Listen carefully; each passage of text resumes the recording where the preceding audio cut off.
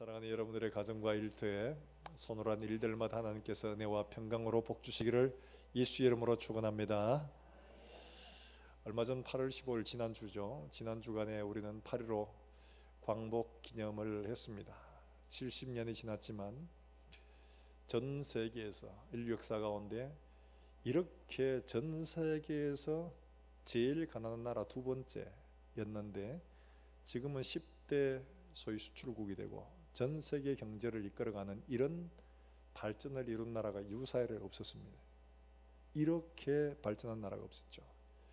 정말 하나님의 은혜로 우리나라는 지독한 가난 속에서 전 세계에서 원조받는 나라에서 원조를 주는 최초의 나라가 되어지고 이만큼 이렇게 발전한 이런 근대 국가 가운데는 없었다는 거죠. 이런 나라가 기적 같은 일들입니다. 어떻게 이런 일이 있을 수가 있는가? 굉장히 놀라운 일들이죠. 그런데 그날 8월 15일 날 참 안타까운 소식이 들려왔죠. 바로 아프가니스탄 사태입니다. 미군이 철수하자마자 얼마 지나지 않아서 8월 15일 날 이 아프가니스탄이 함락된 거죠. 정말 안타까운 일입니다. 이 아프가니스탄에 미군이 얼마나 갖다 부었느냐. 전쟁 비용으로 무기 같은 거죠. 직접 이런 비용으로 얼마나 갖다 부었느냐. 전쟁 물자로만 무려 2,600조 원을 갖다 부었답니다. 2,600조 원. 20년간. 뿐만 아니라 이 브라운 대학에서 전쟁 지원 비용 프로젝트를 담당하는 네타 크로프트라는 사람이 연구를 한 결과 전쟁 물자에 투입되는 이 고정 비용 외에 군인들이 이제 돌아와서 회복하고 치유하고 그 다음에 기타 여러 이런저런 모양으로 들어가는 이런 간접 비용들까지 다 합치면 고정적으로 물자에 들어간 거 말고 얼마나 드냐 하니까 이런 비용이 무려 2경 4천조 원이 든다고 그래요. 어마어마한 돈입니다. 이런 돈을 갖다 부었는데 전쟁 물자로만 2,600조 원을 갖다 부었는데 손 털고 빈손으로 나왔습니다. 무기며 물자며 다 탈레반의 손에 다 들어가고.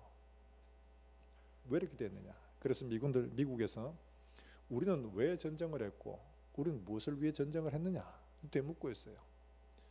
베트남전에서 이미 한번 경험을 했습니다. 많은 물자를 갖다 붓고 많은 인력을 갖다 부었는데 많은 희생자만 냈고 여러 피했습니다.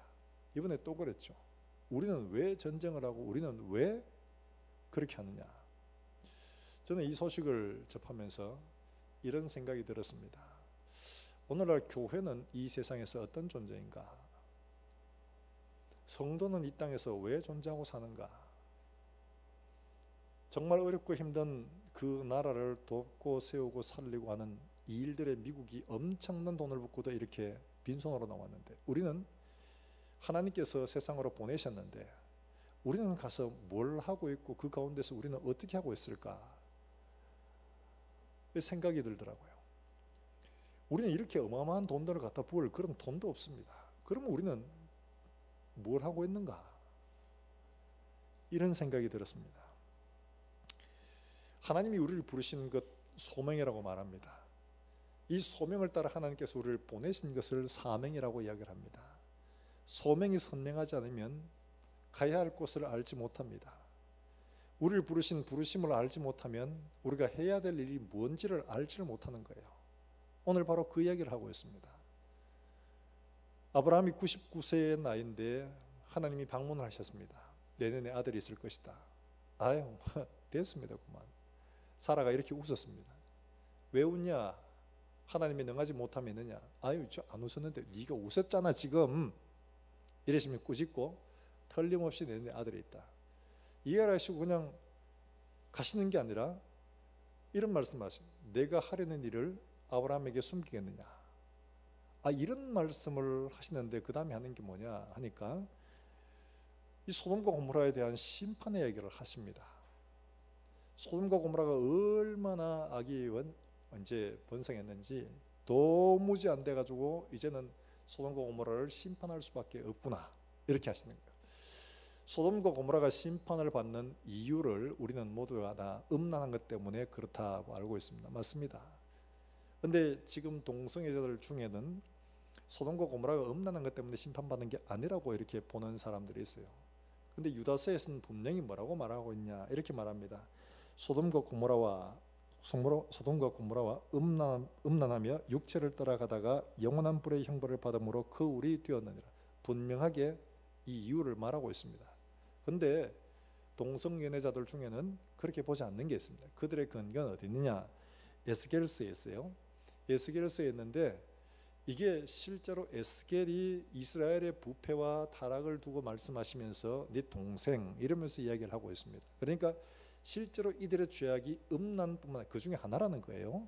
이들의 죄악이 얼마나 컸던가를 말씀을 해주고 있는 부분인데 한번 찾아보겠습니다. 에스겔서 16장 49절 구약성경 1172쪽에 있습니다. 구약성경 1172쪽 에스겔서 16장 49절 에스겔 16장 49절 50절의 말씀입니다.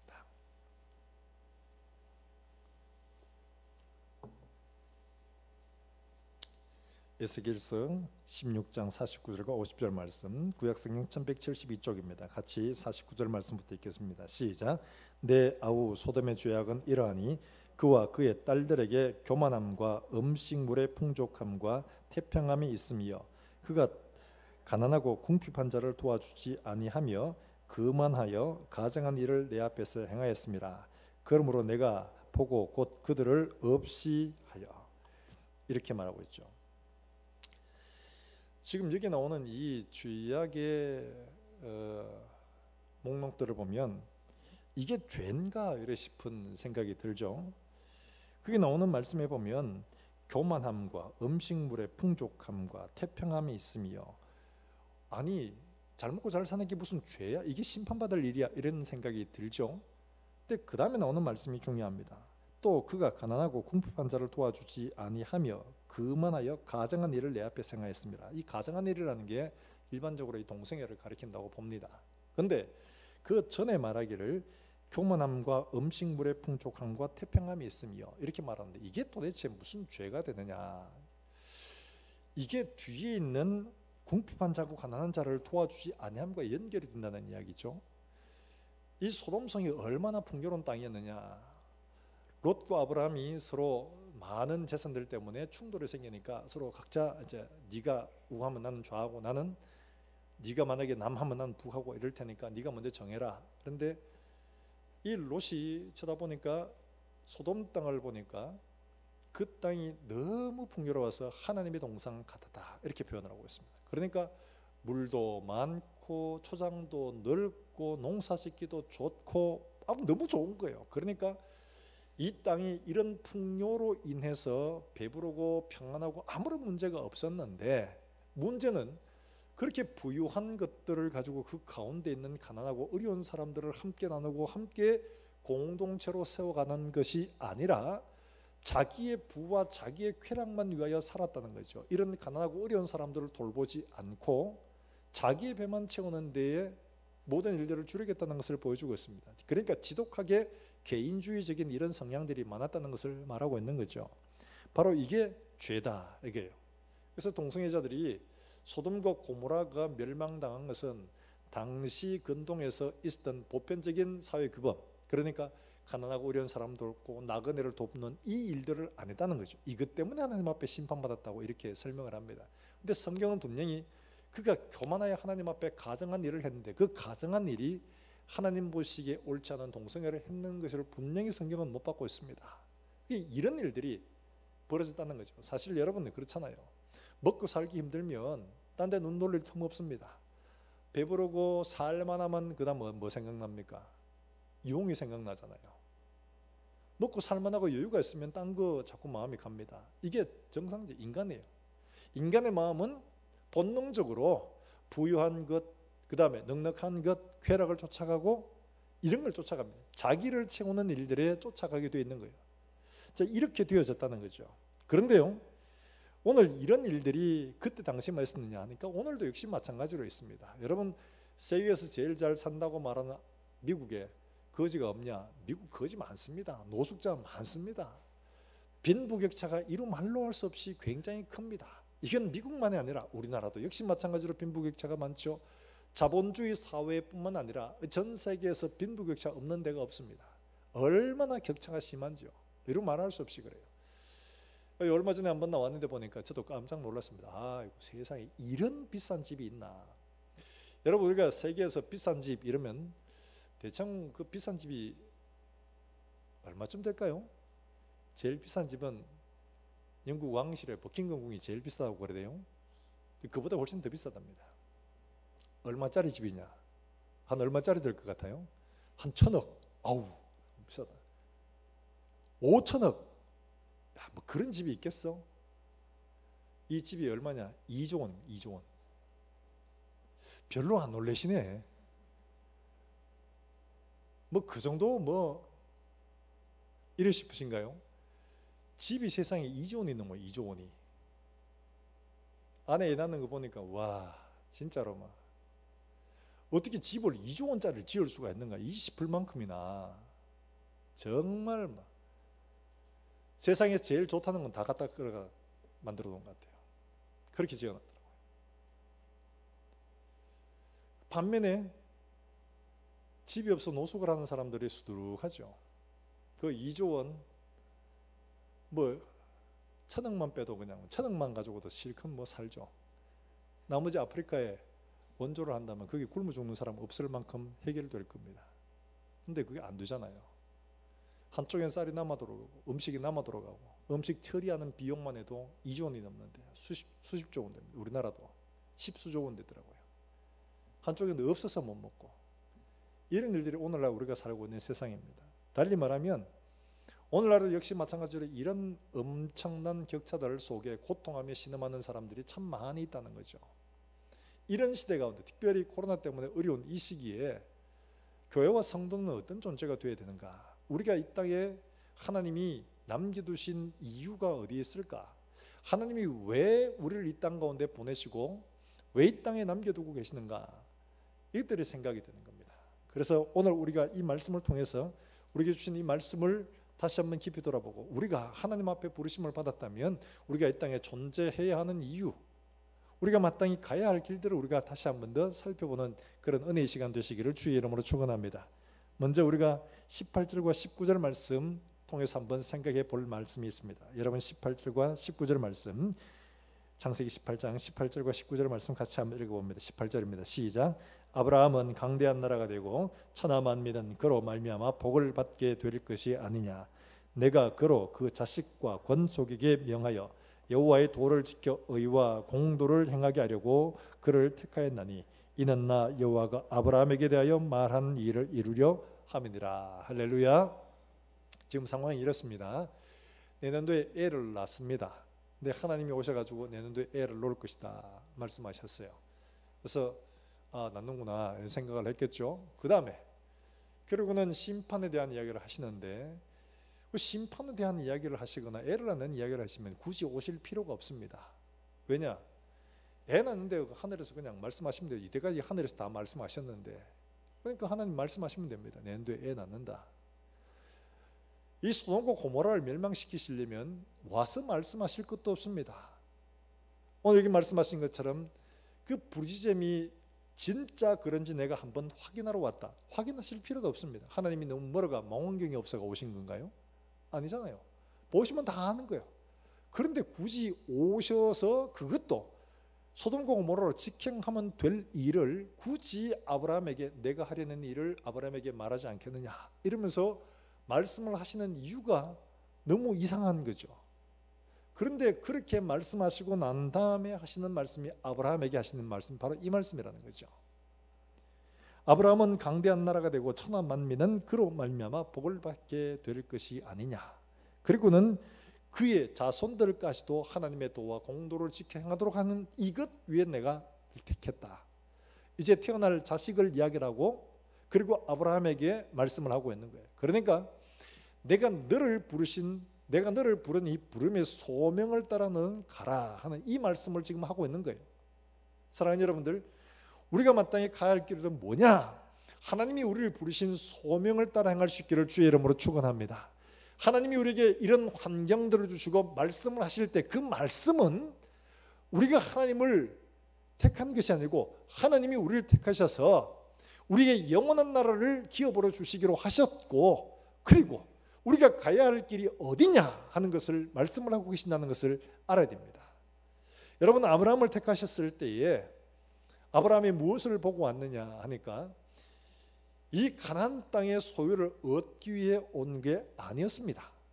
히브리서에 말한 것처럼 하나님의 지으시고 경영하시는 성을 바라보고 왔다고 표현을 하고 있습니다. 자, 그래서 아브라함은 이 땅에서 땅을 얻을 수 있었음에도 불구하고 얻지 않습니다. 그 땅을 사거나 정복하거나 해서 이 땅을 넓히고 얻으면 하나님이 말씀하신 것처럼 내가 너와 네 자손에게 이 땅을 주리라 한 말씀 그대로 될 거 아니에요. 근데 그렇게 하지 않았어요. 그런 기회가 없었나? 있었죠. 언제요? 14장에 보면 남부 다섯, 소돔과 고모라를 비롯해서 다섯 도시국가 연합, 이거를 정복하기 위해서 북부의 다섯 도시국가 연합이 전쟁을 벌이게 됩니다. 침공을 하는데 다섯 도시국가 연합이 이제 일어나서 남부를 막 공격하러 막 오니까 남부가 다섯 연합이 대적을 합니다. 했는데 결국 전쟁은 어떻게 됐냐? 졌어요. 그래가지고 소돔과 고모라에 있는 사람들이 모든 재산을 다 뺏기고, 그리고 그게 롯도 이제 포로로 인질로 잡혀가게 되는 거죠. 자, 이제 북부 연합군이 이겼습니다. 그래 막 가는 거예요. 그러면 남부의 모든 땅들이나 도시들은 다 누구 거예요? 북부의 것이죠. 이겼으니까. 자, 이렇게 잡혀갑니다. 잡혀가는데 이 소식을 들은 겁니다, 아브라함이. 그래서 집에서 길러낸 318명을 데리고 북부 연합군을 쫓아가는 거예요. 막 추격해가지고 이 북부 연합군들을 318명이 격파를 해버립니다. 자, 그러면 남부 연합군들 격파한 북부 연합군들을 아브라함이 이겼으니까 이 가나안 땅 전체는 누구 거예요? 아브라함 거잖아요. 남부를 이긴 사람을 이겨버렸으니까 최종 승자는 아브라함이 되는 겁니다. 그러니까 이 남부의 다섯, 북부의 다섯 다 합쳐서 다 이미 아브라함 거예요. 그래서 소돔과 소돔 왕이 아유 구해줘서 고맙다고 해서 사례를 하려고 얼마를 드리면 되겠냐, 뭘 좀 드리면 되겠냐고 하니까 아브라함이 이야기를 합니다. 아, 난 필요 없다고. 여기 전쟁하느라고 수고한 이 사람들에게만 조금 주고 난 필요 없다고 이러면서 받지 않습니다. 너무 이상하잖아요. 아이 뭐 괜찮은데 이러면서 이럴 수도 있는데 그렇게 하지 않습니다. 아무것도 안 받아요. 이게 뭘 말하냐? 그가 이 땅에 소망을 두고 있는 게 아니라는 겁니다. 만약에 이 눈에 보이는 가나안 땅을 얻는 것이라면 그는 절호의 기회입니다. 이보다 더 좋은 기회가 없는 거예요. 이미 다 얻었으니까, 다 자기 앞에 다 피했으니까, 다 지금부터 다 내 땅이다. 그러니까 너희는 다 내 앞에 왔어. 다 이제 내 말 들어라. 이렇게 하면 될 텐데 그렇게 안 한 겁니다. 이게 바로 그의 부르심을 따라가는 그의 삶을 보여주고 있는 겁니다. 그리고 그는 어떻게 살았느냐? 어시되면서 내가 알지? 내 다 이긴 거 앞으로 까불지 마라 이러고 산 게 아니고 얼마나 존경받는 삶을 살았는지, 마지막에 그의 아내 사라가 죽었을 때에 이제 매장을 해야 되니까 땅을 묻어야 되잖아요. 나그네 계속 옮겨 다니는 사람에게는 땅이 없습니다. 자기 땅이 있어야 그게 고정적으로 묻어두고 하는데 없어요. 그래서 헷 사람들에게 욕을 합니다. 내 죽은 사람을 장사를 해야 되는데 내게 땅을 좀 파시오 이렇게 말했습니다. 그랬더니만은 이 헷 사람들이 뭐라고 말하느냐, 얼마나 아브라함을 존경했는지 이렇게 이야기를 합니다. 뭐라고 말하느냐? 자, 여러분 창세기 23장 6절의 말씀에 이 헷 사람들의 대답을 보면 아브라함이 어떻게 살았는가를 그대로 알 수가 있는데, 창세기 23장 6절의 말씀으로 한번 같이 읽어볼까요? 창세기 23장 6절의 말씀으로 같이 한번 읽어봅니다. 시작. 내 주여 들으소서. 당신은 우리 가운데 있는 하나님이 세우신 지도자이시니 우리 묘실 중에서 좋은 것을 택하여 당신의 죽은 자를 장사하소서. 우리 중에서 자기 묘실에 당신의 죽은 자 장사함을 금할 자가 없으리이다. 할렐루야. 지금 이렇게 되는 거예요. 아브라함이 아이고 우리 집사람이 죽었습니다. 그러니까 땅을 좀 사서 이 묘지를 좀 삼아야 되겠네. 땅을 좀 팔시오. 이러니까 아이고 무슨 말씀을 하십니까? 당신은 우리 가운데 하나님이 세우신 지도자 같습니다. 아니 그런 분한테 어떻게 우리가 땅을 판매가 좋은 대로 다 가져가세요 이렇게 말한 거예요. 그러니까 아니 그거 아니고 땅을 사야 되겠어요. 내 땅을 값을 주고 내가 얻어야 되겠습니까? 아니 그렇게 하지 마시고 당신이 좋은데 아무 데나 짚어도 그 땅에다 왜 하시오 이렇게 말할 사람 아무도 없습니다. 이 말은 뭐예요? 아브라함이 삶의 모습이 이들에게 이렇게 될 만큼 인정을 받고 살았다는 거죠. 그러니까 그 땅에 돈 주지 않고 장사를 지내도 왜 얘기하시오? 이렇게 말할 사람 아무도 없을 만큼 아브라함의 삶이 굉장히 소위 말해서 주변에 존경받을 만한 이런 삶을 살았다는 것을 보여주고 있는 거예요. 이미 그는 아래 위로 다 소위 말하면 자기 거나 다름없는 거죠. 그럼에도 불구하고 전혀 저기에 대해서 자기의 주권을 인정하지 않고 다 원래대로 다 돌아가. 다 보내주고. 이런 사람이니까 어떻게 그들이 존경하지 않을 수가 있겠습니까? 그러니까 묘 조그만한 거 그거 마음대로 쓰셔도 됩니다. 이런데 기업과 아브라함은 돈을 달아서 줍니다. 이럴 만큼이나 이 사람은 이 땅에 대한 것들이나 영원한 것들을 바라보고 산 거예요. 달리 말하면 부르심을 바라보고 부르심을 따라서 산 사람이라는 거죠. 사랑하는 여러분들, 우리가 마땅히 가야 할 길들은 바로 이런 겁니다. 우리가 하나님 앞에서 부르심을 받았다면 부르심을 받은 소명대로 하나님 앞에 살아내야 하는 거죠. 아브라함을 부르신 목적이 뭡니까? 천하 만민이 복을 받도록 하는 것이에요. 하나님의 말씀에 순종하고 그리고 그 말씀을 따라 살아내므로 모든 사람들이 아브라함을 통해서 복을 받게 하는 게 이게 하나님의 목적이라는 거죠. 아브라함은 그렇게 살아냈습니다. 그런데 하나 더, 한 번 더 생각하려면 자기만 그렇게 사는 게 아니라 자기와 함께 했던 이 롯에게도 그런 삶의 방향을 가르치는 일들이 필요했다는 것을 볼 수가 있어요. 아브라함이 13장에서 둘이 갈라질 때 우리 이렇게 싸우는 것보다 각자 좋은 길로 가자. 네가 동하면 나는 서하고 네가 남쪽 하면 나는 북쪽으로 갈게. 이렇게 말합니다. 갈 길, 가는 곳, 이 땅의 것이 아니라 삶의 방향을 가르쳐 줘야 되는데 이걸 가르쳐 주지를 못했던 겁니다. 아니면 이 롯이 그걸 거절했든지 둘 중에 하나겠죠. 어쨌든 간에 우리에게 정말 중요한 것은 이와 같은 삶의 방향이 중요한 거였습니다.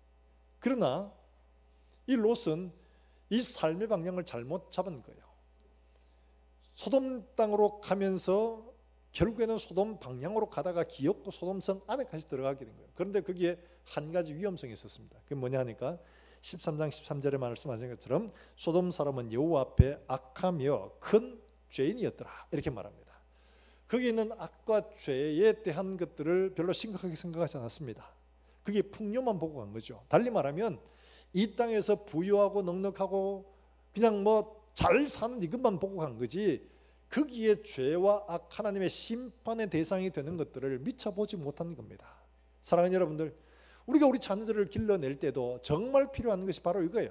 이 땅에서 어떻게 하면 돈 잘 벌고 살고 이 땅에 어떻게 하면 더 잘 사는가를 가르칠 게 아니라 이 땅에서 성도로서 하나님 앞에 부르심을 받았다면 성도로서 마땅히 부름받은 삶을 살아갈 방향들을 가르쳐줘야 하는 줄로 믿으시기를 주의 이름으로 축원합니다. 나만 그렇게 사는 게 아니라 우리와 우리 자녀, 그 자녀의 자녀까지도 이렇게 하나님 앞에 바른 방향으로 바른 소명의 길로 갈 수 있도록 가르칠 수 있는 저와 여러분 될 수 있기를 주의 이름으로 축원합니다. 정년 퇴임을 한 어느 교수님이 한 방송에 출연을 할 일이 있어가 방송국에 갔다고 그럽니다. 근데 낯선 사람이 방송국에 와서 어리둥절하게 어디로 갈지 몰라가지고 막 두리번거리고 있으니까 경비가 와서 물었습니다. 어디서 왔어요? 이러면서 물었어요. 어디서 왔어요? 이렇게 물으니까 이분이 퇴직도 했고 이러니까 학교 이야기하기도 그렇고 이래가지고 얼떨결에 집에서 왔어요 이렇게 대답했답니다. 그러니까 틀린 말 하나요? 집에서 온 거니까 그랬답니다. 그러니까 이분이 그냥 나중에 듣고는 이제 갈 길을 가르쳐주고 했는데 그 다음에 똑같은 일이 또 발생을 한 겁니다. 그 아는 분이 또 퇴임하신 분이 또 이렇게 방송국에 방송 때문에 오셨나 봐요. 그리고 오셔가지고 하니까 이 경비가 또 한 사람이 의리해가지고 좌우를 분별하지 못하고 갈 길을 알지 못하고 그래가 어디서 왔어요? 이러면서 물었습니다. 또 그렇게 물으니까 이 이제 교수님은 좀 대가 찬 모양이에요. 아니 여보시오, 어디서 왔냐고 묻는 게 아니라 어디로 갈 건지를 물어봐야지. 호통을 친 거예요. 나 지금 여기 방송국에 출연하러 왔는데 내가 지금 어떤 프로그램에 나왔는데 어디로 갈지 내가 모르겠어. 어디로 가야 되는지를 물어야지. 어디서 왔는가 그게 뭐 중요해. 그렇게 하고 있는 참에 자기 제자가 저기서 보고 방송을 진행한 사람이야. 막 쫓아가지고 막 한 거예요. 이게 무슨 일이냐 하니까 아니 말이지 내가 여기 처음 왔는데 그러면 내보고 어디로 갈 건지를 물어야지. 어디서 왔는지 물으면 무슨 소용이 있어.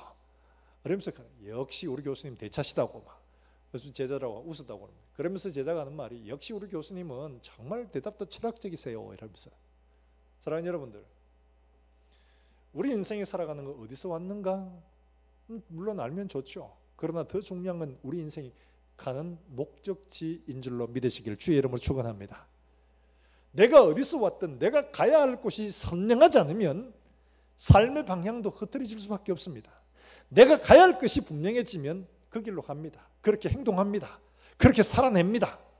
내가 가야 할 곳이 분명하지 않으면 왔다리 갔다리 하는 수밖에 없어요. 천상병 시인이 소천이라는 시가 있습니다.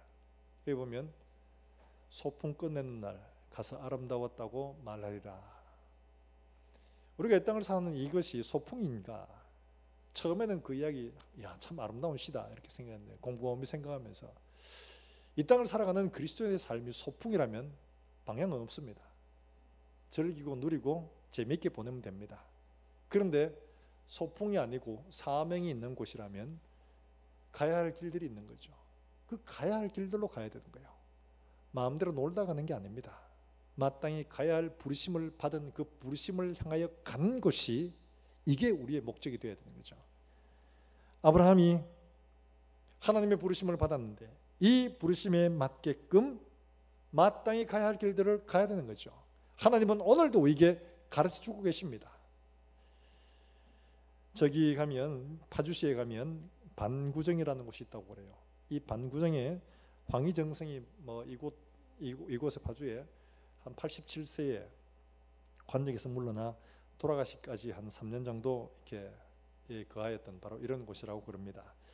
근데 이제 그게 이제 이 황희정성과 관계된 이런 일화들이 있는데 그 중에 김종서라고 아마 여러분 역사 시간에 배우셨을 겁니다. 이 저기 북부 오랑캐들 못 내려오도록 육진을 설치한 아주 이 대단히 용맹한 장군이죠. 이 대단한 사람입니다. 근데 이 사람에게 좀 굉장히 엄격했어요. 황희는 정성이죠. 근데 이 장군이 중신 회의를 하는데 태도가 좀 삐딱한 겁니다. 그러니까 아랫사람 불렀어요. 여봐라, 저기 저 장군의 의자가 제대로 되질 않았나 보다. 그러니까 저 사람이 지금 삐딱하게 앉아있네. 의자를 가서 냉큼 고쳐오너라 이렇게 말한 겁니다. 이 이야기를 들은 김종서가 깜짝 놀랐습니다. 그리고 자세를 바르게 고쳐앉았습니다. 나중에 물었어요. 다른 한 대감이 아니 대감 왜 그렇게 김종서 장군한테는 그렇게 엄하십니까? 그렇게 이야기를 했는데 그분이 그렇게 이야기를 했다는 거예요. 저 사람은 기질이나 실력이나 능력으로 보면 딱 좋은데 인품의 저게 흠이라고. 그만한 게. 저 사람이 가야 할 길들이 있는데 저게 그 사람의 발목을 잡을 수가 있어서 저걸 고쳐줘야 된다고 얘기하는 거예요. 사랑하는 여러분들, 우리가 하나님 앞에 부르심을 받았는데 영원한 나라, 영원한 곳에 영원한 소망을 두고 간다면 우리가 마땅히 가야 할 길들, 우리의 삶들 속에 하나님은 고치시고 말씀하시고 인도하여 가십니다. 우리가 마땅히 가야 할 길들, 하나님의 말씀하신 것들을 믿음으로 받고 말씀을 따라 순종하며 가는 저와 여러분 될 수 있기를 주의 이름으로 축원합니다. 우리가 가야 할 길들요, 우리의 말이 아니라 우리의 행동으로 점검이 됩니다. 우리의 행동이 말해주는 거예요. 말이 아니에요. 여러분 아마 다미선교회 아실 겁니다. 이 다미선교회가 92년도 10월 달에 재림한다고 해서 난리가 나 우리 사회에 큰 물을 일으켰던 적이 있잖아요. 근데 이 다미선교회를 이끌었던 그 이장림 씨가, 목사지만 목사라고 부를 수가 없죠. 이장림 씨가 한때는 우리나라 기독교 출판계에 아주 유명한, 다 아는 분, 다 아는 출판사입니다. 이 출판사에 근무를 했다고 해요. 근데 이 사람이 어느 날부터 자꾸 이상한 소리를 하는 거예요. 뭐 예수님 오신다 그러고 날짜를 이렇게 계산하면 언제 92년 10월 28일 된다고 막 이러면서 막 하는 거예요. 그래가지고 극하다가 결국 니 자꾸 그러면 나가라 안 된다니 그러면. 그래 결국 그 사람 쫓겨났어요. 근데 저희 은사 중에 한 분이 우연히 그 출판사에 뭐 책을 뭐 하는 것 때문에 나갔다가 그분을 우연히 만나시게 된가 봐요. 근데 그 유학 가기 전에 이분이 그래 당신 유학 갔다 언제 오냐고 이렇게 묻더랍니다. 그래가지고 한 7년쯤 걸린다고 석사하고 박사하고 뭐 이렇게 하면 시간이 그쯤 걸릴 거라고 이야기하니까 아유 탔네 이러면서 이러더랍니다. 무슨 말인지 몰랐어요. 그러니까 저게 무슨 말이냐 하니까 날짜를 계산하니까 92년 10월 28일 이후에 돌아오니까 유학 가는 거 아무 소용없다는 이야기잖아요. 그 이야기를 하는 거예요. 그래서 그 상사가 그렇게 이야기했답니다. 야 네가 그러면 네가 만약에 맞으면 내 집 네한테 다 줄게. 네가 만약에 틀리면 네 집 내한테 줘. 이렇게 했어요. 여러분 맞아요. 10월 28일 예수님 오시면 이 집 필요 없잖아요. 근데 이 사람이 10월 28일을 지난 음을 가지고 있더랍니다. 달리 말하면 그날 끝이 나면 집도 음도 아무런 필요가 없어요. 삶이 그걸 거짓말로 말하고 있는 겁니다.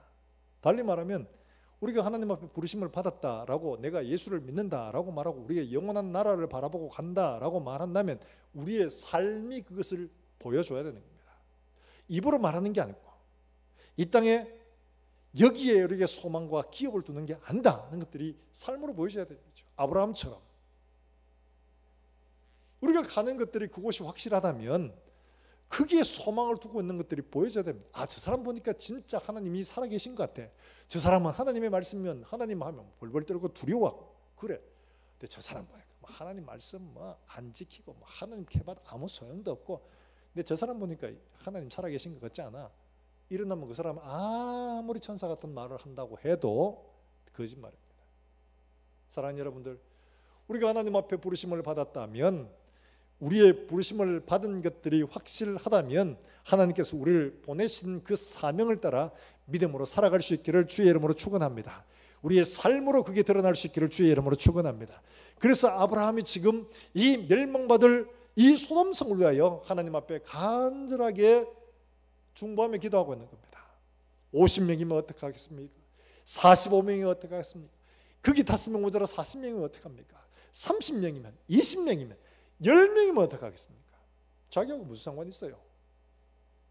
그럼에도 불구하고 이렇게 하는 것은 그가 하나님 앞에 복을 받았고 천한 만민 여소돔과 고모라도 그게 해당한다는 거죠.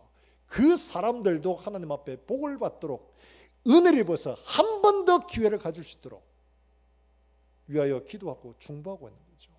사랑하는 여러분들, 우리가 이렇게 세상 사람들에게 복이 되고 나 때문에 저 사람이 예수를 믿게 되고 나 때문에 그 사람이 하늘의 소망을 가지게 되고 나 때문에 그들이 예수님을 알게 되는 이런 소명을 따라가는 우리 모든 성도들이 되시기를 주의 이름으로 축원합니다. 뿐만 아니라 아브라함이 하나님 앞에 긍휼로 이들을 위해서 정말 50명, 40명, 30명, 20명, 10명 이렇게 하는 건 참 잘했습니다. 그런데 한 걸음 더 나아갔더라면 참 좋았겠어요. 오늘 여기 나오는 25절 말씀에 아브라함이 시작을 하면서 이렇게 이야기를 하죠. 주께서 이같이 하사 의인을 악인과 함께 죽이시면 부당하오며 의인과 악인을 같이 하심도 부당하니이다. 세상을 심판하시는 이가 정의를 행하실 것이 아니니까. 맞습니다. 하나님은 이 말을 듣고 그의 중보함을 허락하셨고 50명에서 10명까지 깎아 주셨습니다. 대단한 일이죠.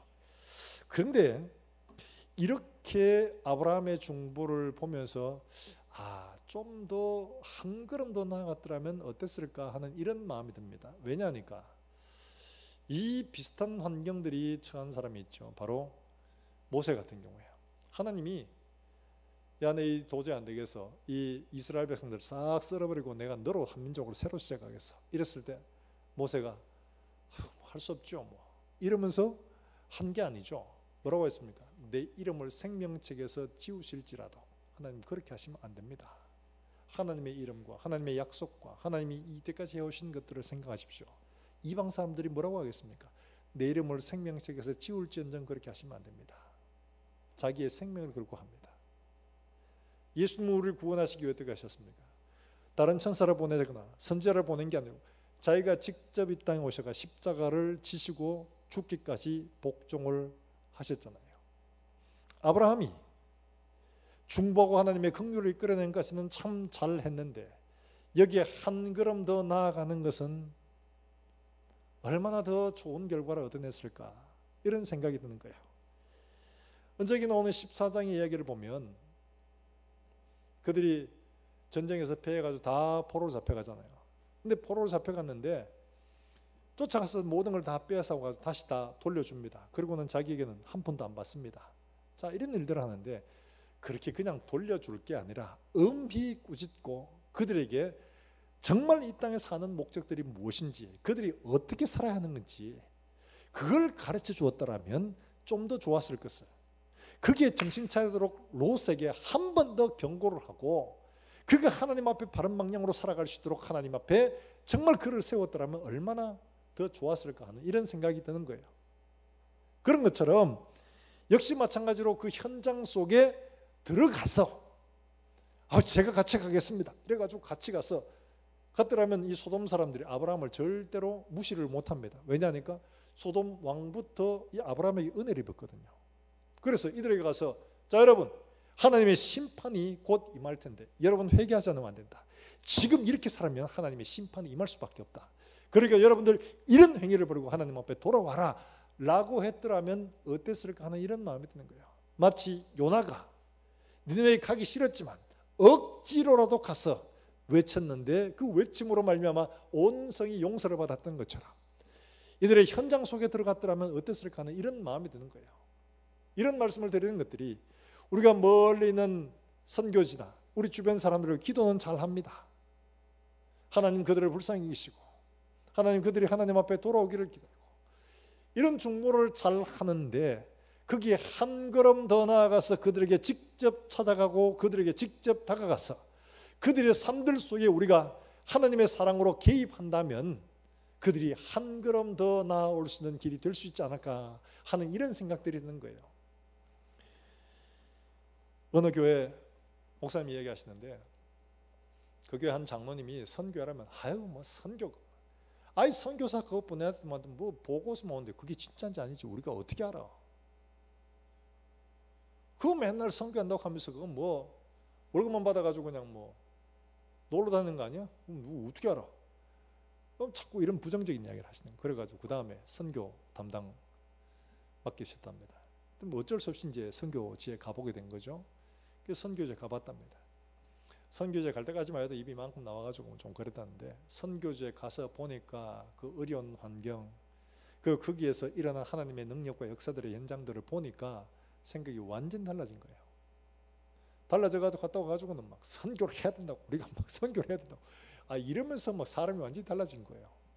여러분, 중보라는 것은 현장이 없으면 공한 메아리에 불과합니다. 중보는 현장이 있어야 됩니다. 내가 가서 직접 보고 그들과 함께 고통을 나누고 그들의 아픔을 함께 나누고 그들과 함께 울고 그들과 함께 고통을 분담할 때 우리의 중보는 진짜가 되는 거예요. 한 번도 가보지 않은 것하고 그들과 함께 같이 어깨를 맞대어 본 것과는 하늘과 땅 차이라는 거죠. 그러므로 우리가 아브라함의 중보가 하나님의 긍휼과 은혜를 이끌어내는 건 너무 잘한 일들이지만 여기에 한 걸음만 더 나아갔더라면 이런 아쉬움이 되는 거예요. 사랑하는 여러분들, 우리가 하나님 앞에서 은혜를 입고 우리가 세상을 향해 중보하고 연약한 사람들을 위해 기도하는 건 잘하는 일들이지만 여기 한 걸음 더 나아가서 그들과 함께 고통을 나누고 그들의 삶의 현장 가운데 들어가서 그들을 이끌어낼 수 있도록 은혜와 사랑을 나눈다면은 그들이 한 걸음 더 하나님께 나올 수 있는 더 좋은 길이 될 수 있지 않을까 하는 거예요. 사랑하는 여러분들, 우리가 하나님 앞에서 받은 바 사명들은 하나님은 우리로 가라 하신 거예요. 가지 않고 기도하는 게 아니라 가라 하신 대로 가는 것들이 필요합니다.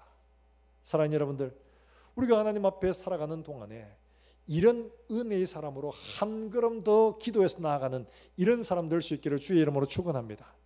하나님이 보시기에는 두 종류의 사람이 있습니다. 하나는 물 드는 사람이 있고 하나는 물 들이는 사람이 있습니다.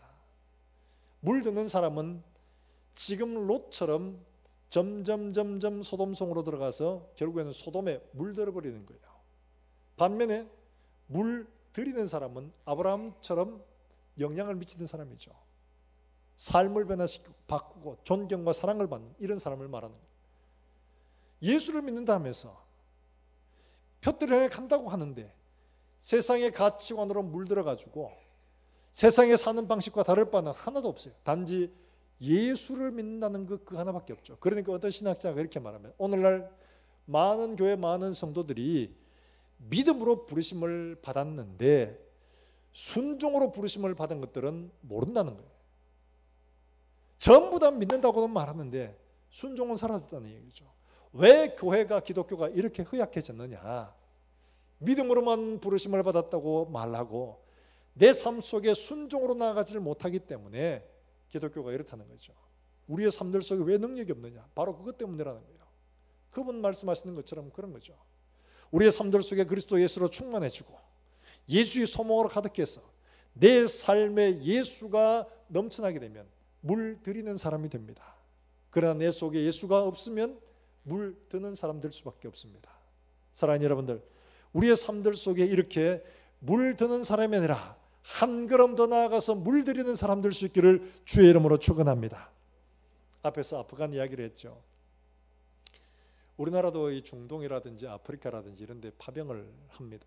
그런데요, 우리나라 사람들이 가서 파병을 했는데 그 현장 속에 있던 많은 이야기들을 찾아보다 보니까 참 진짜 좋은 얘기들이 참 많더라고요. 우리나라 파병하면 그 대부분이 정말 다른 군대하고 너무 다르게 정말 지역에 굉장히 호응을 많이 받고 있더라고요.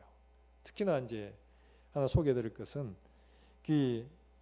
이라크 전쟁 때 아르빌이라는 곳으로 파병을 받아. 여기 원래 이제 다른 부대가 주대하는 게 바꿨답니다. 워낙 좋지 않아 가지고 한국군이 가라 이래 한국군이 갔는데 이 아르빌이라는 곳에 워낙 지뢰가 많고 여기도 좀 위험하긴 해요. 직접 전쟁을 하는 곳은 아니지만은 그러다 보니까 좀 그랬습니다. 그런데 한국 군대가 가서 이 자이툰 부대라고 여기 갔어요. 가가지고 그곳에 지뢰 다 제거해주고 도로 정비해주고 상하수도 새로 해주고 그거 다 했습니다. 그것만 했냐? 그게 아니고 우리나라 전력 있잖아요. 우리나라는 옛날에 가난하던 시절을 지내본 그게 있어가지고 무슨 운동요?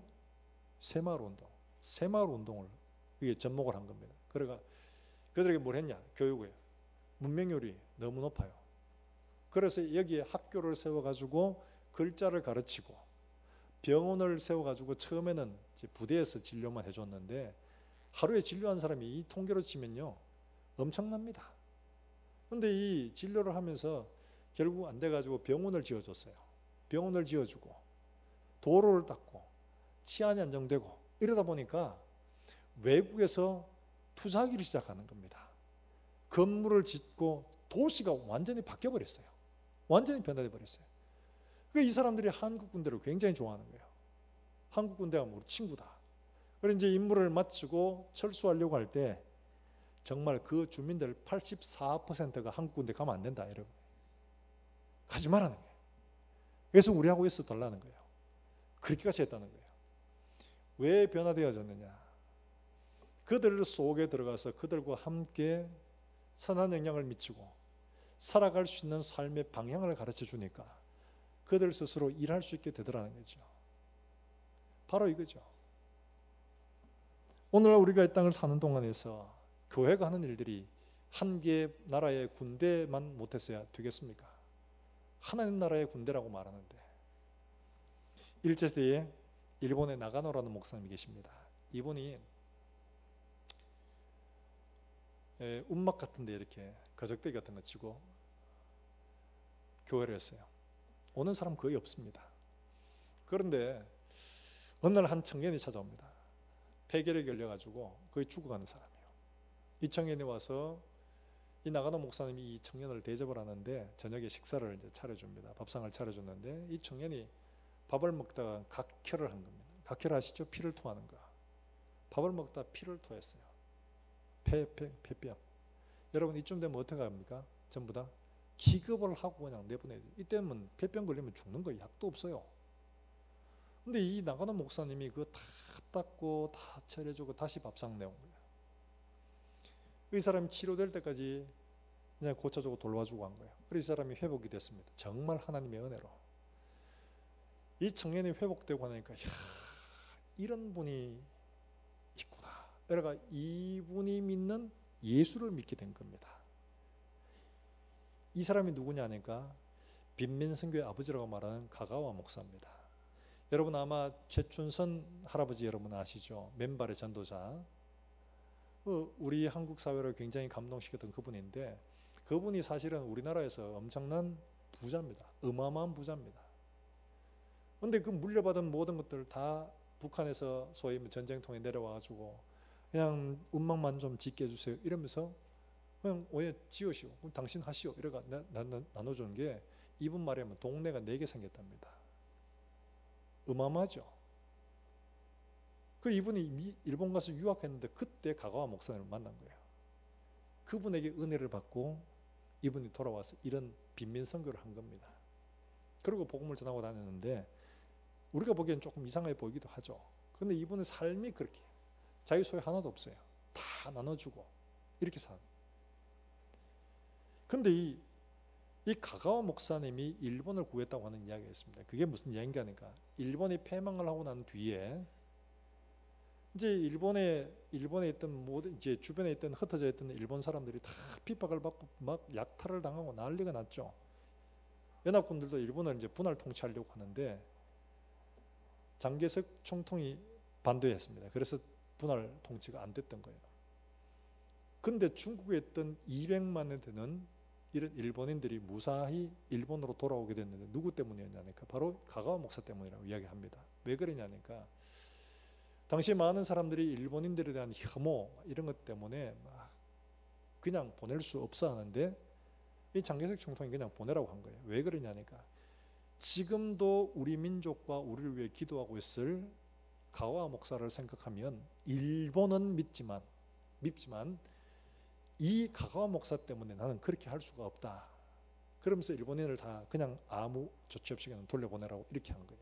그랬다고 하니, 사랑하는 여러분들, 한 사람이 또 한 사람을 변화시키고 한 사람이 또 한 사람을 변화시켜서 200만에 되는 수많은 사람들의 생명을 구원한 놀라운 일들이 일어나지 않습니까?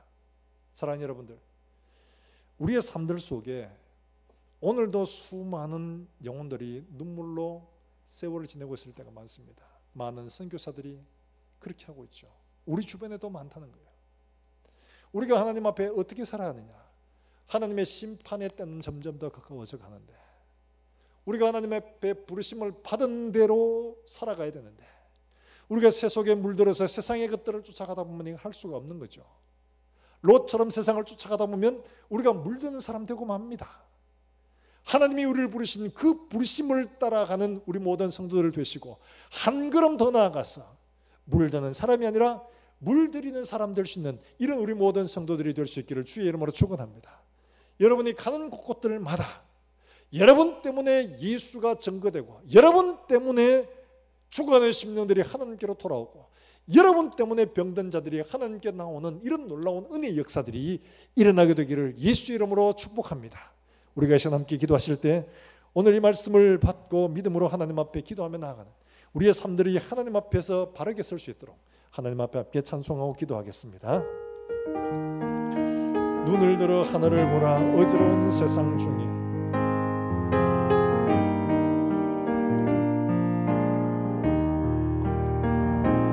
눈을 들어 하늘을 보라. 어지러운 세상 중에 곳곳마다 상한 병에 탄식 소리 들려온다. 빛을 잃은 많은 사람 위에 심판 당자처럼 기지만 믿는 자여이 눈을 들어 하늘을 보라. 눈을 들어 하늘을 보라. 아주어진 세상 중에 외치는 자만큼 많은 자만큼만 생명수는 나서 죄를 대속하신 주. 선한 일꾼 찾으시나 꾼 찾으시나 대답하려니 나리오니.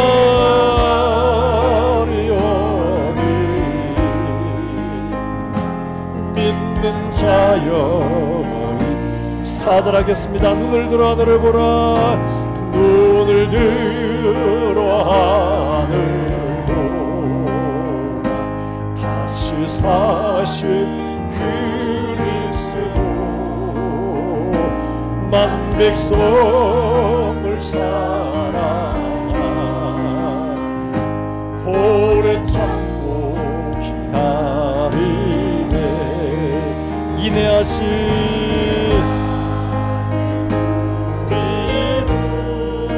의의 심판하시는 날 곧 가까이 마는데 곧 가까이 마는 믿는 자여니. 이 시간 우리 함께 하나님 앞에 기도하십시다. 아브라함을 통하여 우리에게 보여주신 이 귀한 믿음의 교훈들을 우리도 또한 받아서 하나님께서 우리를 부르신 그 부르심의 소명대로 하나님 아버지 우리가 영원한 나라를 위해 부르심을 받았사오니 우리의 가야 할 그 길을 우리가 믿음으로 따라갈 수 있도록 하나님 은혜를 베풀어 주시기를 간절히 원합니다. 하나님 아버지 한 걸음 더 나아가서 우리가 기도에 더 보태어 그들 가운데 들어가서 그들을 하나님께로 인도하여 드리는 믿음의 삶을 살아낼 수 있도록 하나님 은혜를 베풀어 주시기를 원합니다. 연약합니다. 부족합니다. 성령으로 충만케 하시고 담대하게 하시고 하나님 길을 또한 열어주시고 하나님의 일하심을 우리의 삶을 통해 나타내 보여주시옵소서. 우리 한 목소리 함께 통성으로 기도하겠습니다. 하나님 아버지 은혜를 감사합니다. 약하고 어두운 시대를 우리가 하나님 살아갑니다.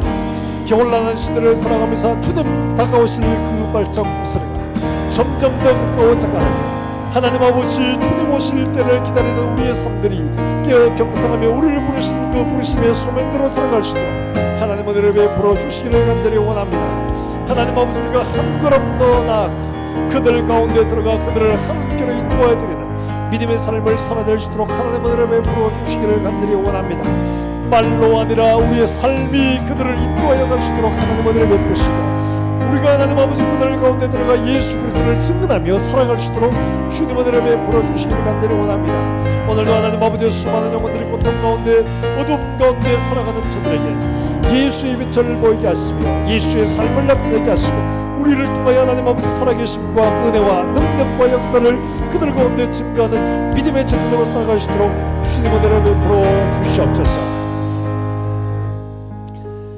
하나님 아버지 아브라함을 부르시고 그에게 복을 주셨던 것이 죽어가는 사람 심판받을 세상들을 그를 통하여 구원하시기 위함임을 오늘 말씀을 통하여 보여주셨사오니 주님 가까이 오실 날이 점점 더 가까워져 가는데 하나님 우리가 하나님 앞에 부르심을 받은 대로 우리를 보내신 그 사명을 따라 아직도 예수를 알지 못하는 저들에게 나아가서 한 걸음 더 나아가 그들 삶 가운데 들어가 그들을 구원하여 내는 사랑하는 종들의 삶이 되게 해 주시옵소서.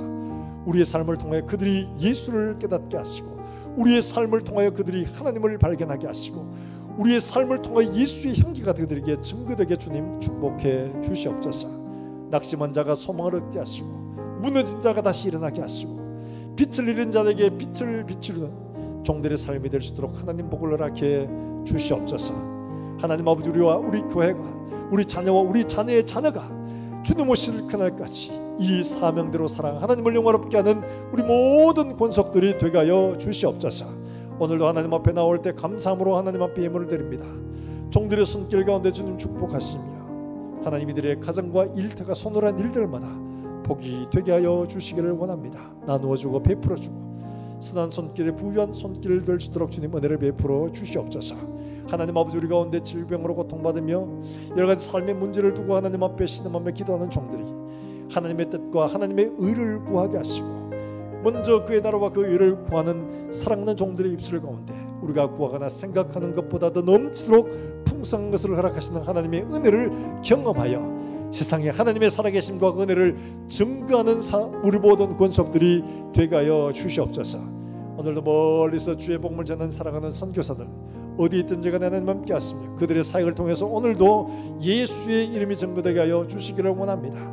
특별히 우리 주일학교 아이들 주는 축복하심, 이 아이들에게 하나님 아버지 예수 그리스도의 소명과 삶이 그들 가운데 넘쳐나서 대대의 손손 우리 자녀들의 자녀까지도 이 사명으로 살아낼 수 있도록 주님 은혜를 베풀어 주시기를 원합니다. 교육관을 준비합니다. 건물을 세우는 것이 아니라 모든 과정 가운데 세우고 순종하고 섬기고 헌신함으로 우리 자녀에게 교회를 섬기는 본을 보이게 하시고, 이렇게 함으로 사람을 세우고 교회를 세워가는 아름다운 일들이 될 수 있도록 주님 축복해 주시옵소서. 하나님 또한 주간을 살아가는 종들의 걸음 가운데 하나님 함께 하시며 어디로 가든지 무엇을 하든지 예수 향기 지나며 생명을 살리는 사랑하는 모든 종들의 삶이 되게 주님 역사하여 주시옵소서. 살아계신 예수님의 이름으로 기도하옵나이다. 아멘. 하나님의 말씀을 함께 묵상합니다. 요한 3서 1장 2절의 말씀입니다. 사랑하는 자여, 내 영혼이 잘됨 같이 내가 범사에 잘되고 강건하기를 내가 간구하노라. 아멘. 출입자 체크명단 주보를 참고하시기를 바라고요. 우리 금주에는 우리 송 목사님 휴가 다녀오겠습니다. 그리고 이번 주에 우리 지난번에 돌아가셨던 우리 김종준 집사님 장로회 성도님께 감사해서 우리 장태순 군사님 가정에서 떡을 준비했습니다. 나가실 때 받아가시고 교제해 주시기를 바랍니다. 우리 다 일어나셔서 함께 찬송의 예배를 마치겠습니다.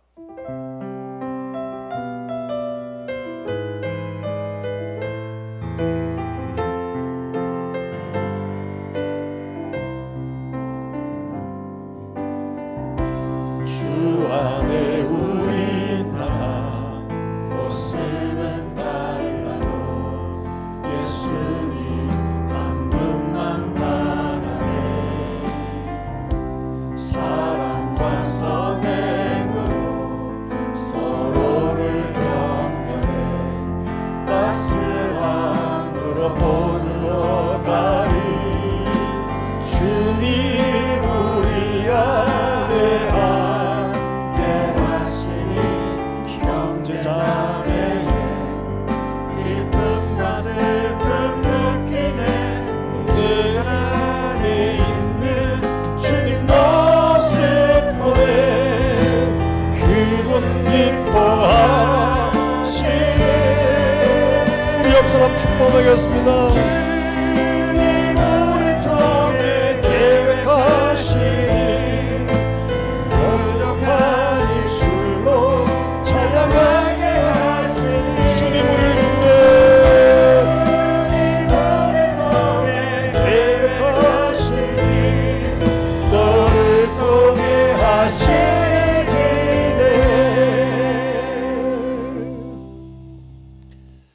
여호와는 내게 복을 주시고 너를 지키시기를 원하며 여호와는 그 얼굴을 내게 비치사 은혜 베푸시기를 원하며 여호와는 그 얼굴을 내게로 향하여 드사 평강 주시기를 원하노라. 아멘.